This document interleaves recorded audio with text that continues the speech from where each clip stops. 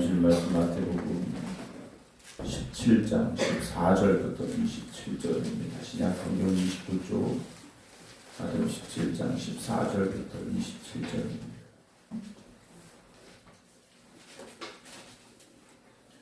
그들이 무리에게 이르매 한 사람이 예수께 와서 꿇어 엎드려 이르되 주여 내 아들을 불쌍히 여기소서. 그가 간질로 심히 고생하여 자주 불에도 넘어지며 물에도 넘어지는지라. 내가 주의 제자들에게 데리고 왔으나 능히 고치지 못하더이다. 예수께서 대답하여 이르시되 믿음이 없고 배역한 세대여, 내가 얼마나 너희와 함께 있으며 얼마나 너희에게 참으리요. 그를 이리로 데려오라 하시니라. 이 예수께서 꾸짖으시니 귀신이 나가고 아이가 그때부터 나으니라. 이때 제자들이 조용히 예수께 나와 이르되 우리는 어찌하여 쫓아내지 못하였나이까. 이르시되 너희 믿음이 작은 까닭이니라. 진실로 너희에게 이르노니 만일 너희에게 믿음이 겨자씨 한 알만큼만 있어도 이 산을 명하여 여기서 저기로 옮겨지라 하면 옮겨질 것이요 또 너희가 못할 것이 없으리라. 갈릴리에 모일 때에 예수께서 제자들에게 이르시되 인자가 장차 사람들의 손에 넘겨져 죽임을 당하고 제3일에 살아나리라 하시니 제자들이 매우 근심하더라. 가버나움에 이르니 반세계를 받는 자들이 베드로에게 나와 이르되 너의 선생은 반세계를 내지 아니하느냐. 이르되 내신다 하고 집에 들어가니 예수께서 먼저 이르시되 시몬아 네 생각은 어떠하냐. 세상 임금들이 누구에게 관세와 국세를 받느냐, 자기 아들에게냐 타인에게냐. 베드로가 이르되 타인에게니이다. 예수께서 이르시되 그러면 아들들은 세를 면하리라. 그러나 우리가 그들이 실족하지 않게 하기 위하여 네가 바다에 가서 낚시를 던져 먼저 오르는 고기를 가져 입을 열면 돈 한 세겔을 얻을 것이니 가져다가 나와 너를 위하여 주라 하시니라. 아멘. 할렐루야. 하나님 크신 내 가운데 믿음의 길을 걸어가며 하나님의 크신 뜻을 감당하며 나아가는 우리 모두가 되기를 주의 이름으로 축원합니다. 오늘 온라인으로 함께 예배드리고 계신 김종원 장로님, 이숙자 권사님, 심재숙 권사님, 정창희 장로님, 양재준 권사님, 이성별 권사님, 허욱자 권사님, 유기한 권사님, 김경호 장로님, 한상훈 권사님, 김신남 집사님, 이인숙 권사님, 박사면 권사님, 김영호 권사님, 안친환 권사님, 김홍열 장로님, 박성준 권사님, 이봉춘 목사님 주님의 이름으로 축복합니다. 어제 주님께서 변화되셨던 모습을 함께 말씀을 나누었고요. 이제 산을 내려가신 이후에 되어진 일이 오늘 14절부터 기록이 되어지고 있습니다. 변화되신 그 산 위에 황홀했던 체험이 있었습니다. 주님이 어떤 분이신가에 대한 또 모습도 제자들이 보게 되었는데, 산 아래 이제 내려갔는데 그곳에 어떤 일이 있었습니까?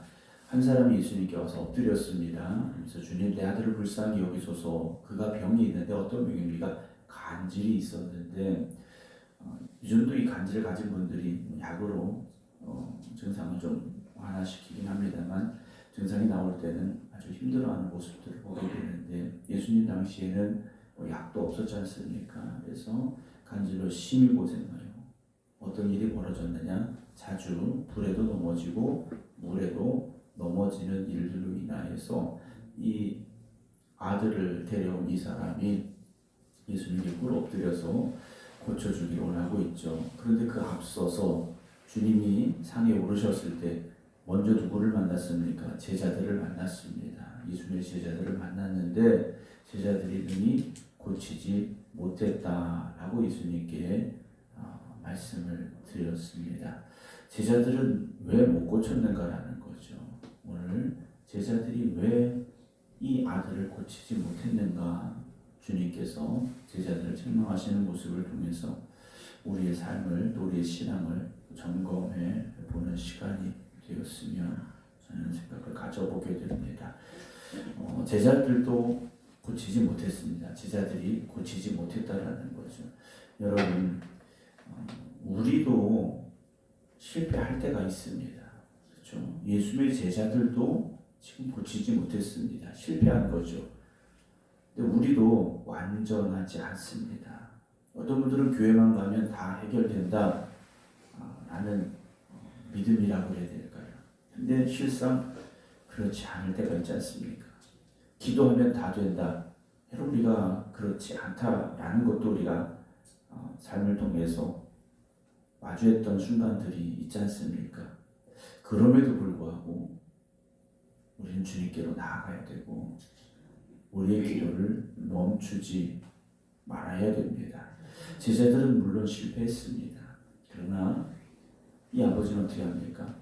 예수님께 나아가서 무릎을 꿇었다라는 거죠. 주님께서 주님께서 이 아버지에게 말합니다. 17절에 믿음이 없고 배역한 세대여, 내가 얼마나 너희와 함께 있으면 얼마나 너희에게 참으리요 그를 이리로 데려오라 하시며 그 아이를 부르시게 되죠. 주님이 가장 먼저 하신 말씀이 무엇입니까? 믿음이 없다. 20절에도 제자들에게 믿음이 작은 까닭이다 라고 말씀을 하십니다. 우리는 사실 믿음이 크다, 작다 이런 어떤 물리적인 크기로 생각을 하기가 쉽습니다. 그렇죠? 믿음이 나는 적어서 믿음이 더 커져야 된다라는 그런 생각으로 이 말씀을 받아들이게 되는데, 정말 중요한 것은 무엇이냐? 크고 적고의 문제를 주님은 우리에게 사실 쉽게 설명해 주신 말씀입니다. 그럼 정말 주님께서 하고 싶은 말씀은 무엇이냐? 진정한 믿음인가? 그렇지 않은가죠. 우리가 믿음이 없음에도 불구하고 내가 교회를 몇 년을 다녔으니까 라는 것에 근거해서 믿음이 있는 것으로 생각을 합니다. 나는 그래도 주일날 교회를 가니까 생각하면서 내가 믿음이 있는 것으로 생각하게 될 때가 있다라는 거죠. 여러분, 우리가 말로는 믿었고 어떤 나의 발걸음의 발자취로는 믿은 것 같은데 실제 내 마음속에 그 믿음이 있는가라는 거죠. 오늘 주께서 그를 데려오라 하십니다. 18절, 예수께서 꾸짖으신 귀신이 나가고 아이가 그때부터 나오니라 라고 이 아이가 치유되었음을 성경은 우리에게 말씀해 주고 있습니다. 여러분, 제자들은 하지 못했습니다. 그러나 주님께는 능력이 있었고 주님은 그 아이를 치료하여 주셨다라는 거죠. 여러분, 결국 믿음은 주님께 가지고 나아가야 되는 겁니다. 내가 가지고 있을 때 해결하지 못하고 내가 붙잡고 있을 때 안 되는 문제들, 여러분 그걸 내가 계속 붙잡고 있어 봐야 되지 않습니다. 주님께 가지고 나아가셔야 되고 주님께 맡기시기 바랍니다. 내가 기도했는데도 안 돼. 여러분, 그런 문제들 있으시지 않습니까? 내가 열심히 간구했는데 해결되지 않았어. 여러분, 주님께 가지고 나가시기 바랍니다. 20절에 주님께서 제자들의 물음 앞에 대답을 해주십니다. 왜 우리는 못했습니까? 라는 제자들의 물음 앞에 너희 믿음이 작아서 그래 라고 말씀하십니다. 진실로 너희에게 이르노니 만일 너희에게 믿음이 겨자씨 한 알만큼만 있어도 라고 말씀하십니다. 믿음이 작다라고 말씀하시는데 겨자씨 한 알만큼만 있어도 라고 말씀을 하시죠. 이런 겨자씨는 불씨 같습니다. 가장 작은 씨앗이에요. 참깨보다도 훨씬 작은 씨앗입니다. 그런데 그 작은 겨자씨만한 믿음만 있으면이라고 말씀을 하십니다. 우리가 생각했던 믿음이 크다 작다의 문제가 아니라는 거죠.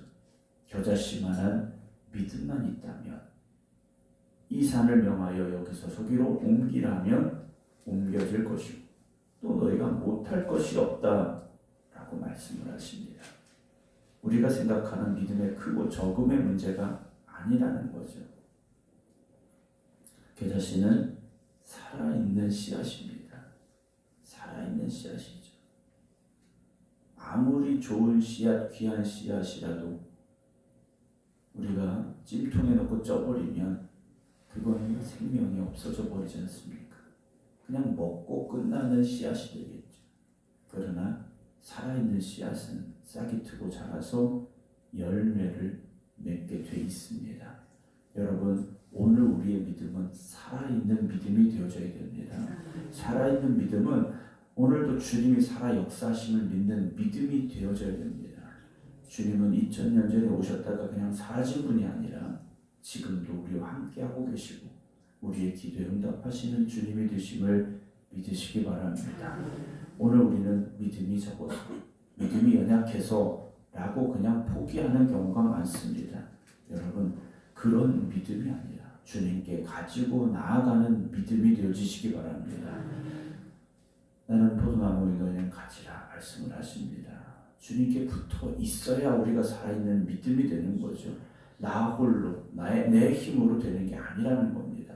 여러분, 우리가 기도한다는 것은요, 주님께 맡기는 시간입니다.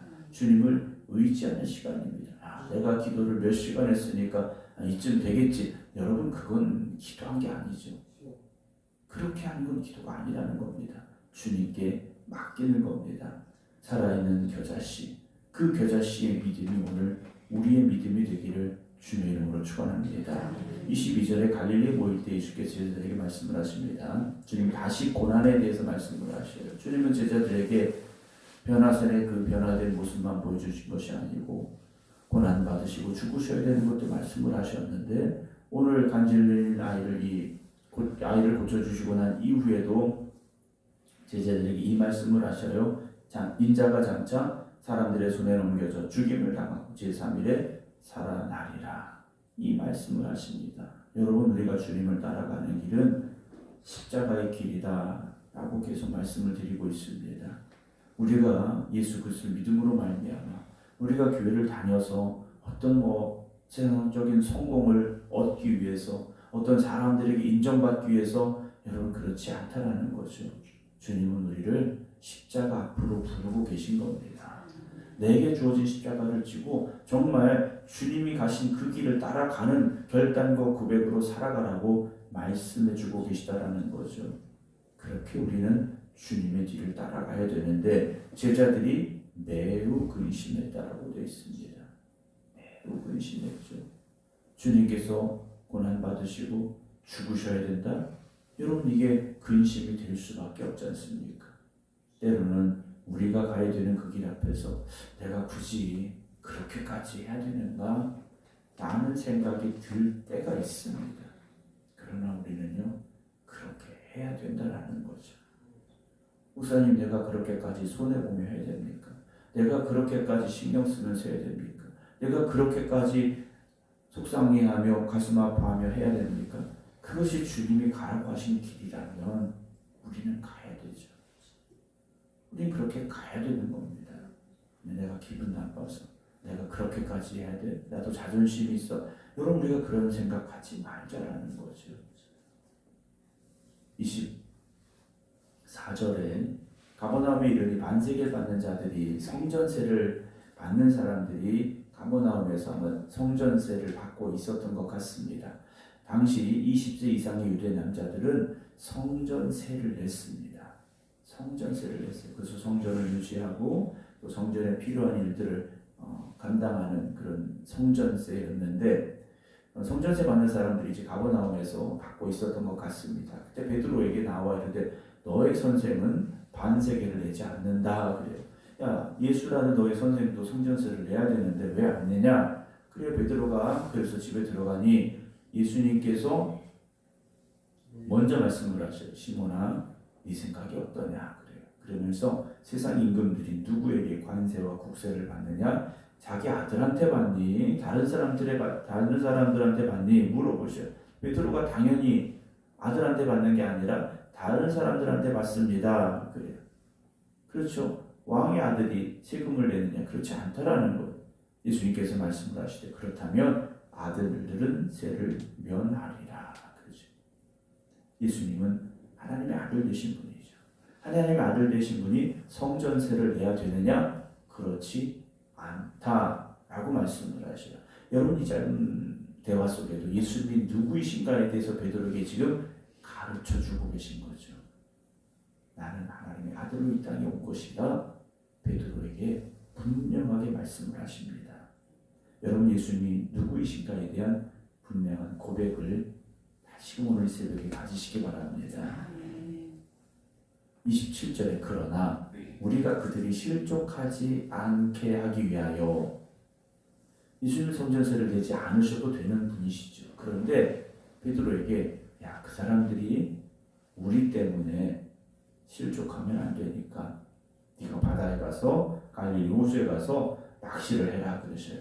그러면 맨 먼저 잡히는 고기에 입을 열어. 그럼 거기에 돈 한 세겔을 얻을 것이니까 그 한 세겔로 반은 내 몫, 반은 네 몫으로 성전세를 거두는 사람들에게 주라 라고 말씀을 하십니다. 주님께서는요, 당연한 권리가 있지만 다른 사람들을 위하여서 그 권리도 내려놓아야 될 때가 있음을 우리에게 말씀을 주고 계십니다. 우리가 때로는 자존심 때문에 관계가 틀어질 때가 있고 다른 사람들에게 상처를 줄 때가 있습니다. 여러분, 우리가 신앙생활하면서 자존심을 내세워야 될 때가 있을까라는 생각을 합니다. 내 권리를 내세워야 될 때가 있을까라는 생각을 해보게 되죠. 우리가 신앙생활하면서 자존심을 내세우려고 하시고 어떤 나의 권리를 인정받고 존중받으려 하신다면 여러분 분명히 상처받을 수밖에 없고 실망하실 수밖에 없습니다. 우리가 주님의 길을 따라간다는 것은 주님 말씀하신 그대로 자기를 부인해야 됩니다. 자기를 부인한다는 것은 나를 내려놓아야 된다는 거죠. 우리가 신앙생활하면서 내 자존심을 내세우고 내 권리를 내세우고 여러분 그렇게 우리가 주님의 뒤를 따라갈 수 없습니다. 여러분 내 자존심도 때로는 내려놓아야 되고 내 권리도 포기해야 되죠. 왜냐 그것 때문에 다른 사람들이 상처받는다면 그것 때문에 다른 사람들이 실족하게 된다면 우리는요 더 낮아져야 되고 섬김의 자리에 서야 된다는 겁니다. 쉽지 않은 길이죠. 그러나 주님께서 먼저 그렇게 우리 앞서 가셨지 않습니까? 고난 받으시고 발가벗겨져 십자가에 달려 죽으신 주님을 바라보며 여러분 묵묵히 주님의 뒤를 따라갈 수 있는 결단과 고백이 우리에게 있기를 주님의 이름으로 축원합니다. 우리는 지금 한 길을 가고 있는 사람들입니다. 제가 가는 길이 다르고 장로님들이 가는 길이 다르고 권사님들이 가는 길이 다르고 집사님들이 가는 길이 다른 게 아니라는 거죠.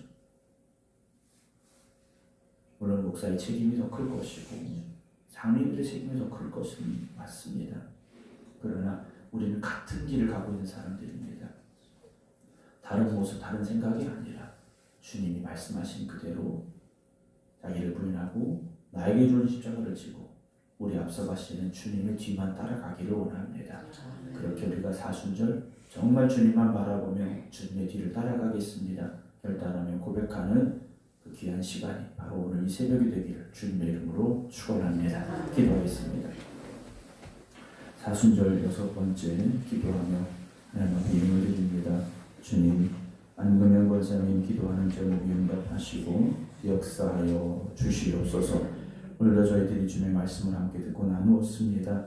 그저 날마다 듣고 지나가는 말씀이 되지 말게 하시고 오늘도 그 말씀이 우리 안에 뿌려지는 씨앗이 되게 하여 주시어서 우리의 마음밭이 좋은 밭이 되게 하여 주시어서 그 말씀이 살아 역사함으로 말미암아 우리가 살아있는 믿음, 역사는 믿음의 삶을 살아가게 하시고 주님 보시기에 기뻐하실 수 있는 그래서 이 땅에 하나님의 나라를 이루어가며 주님의 제자다운 삶을 살아가는 저희들 되게 하여 주시옵소서.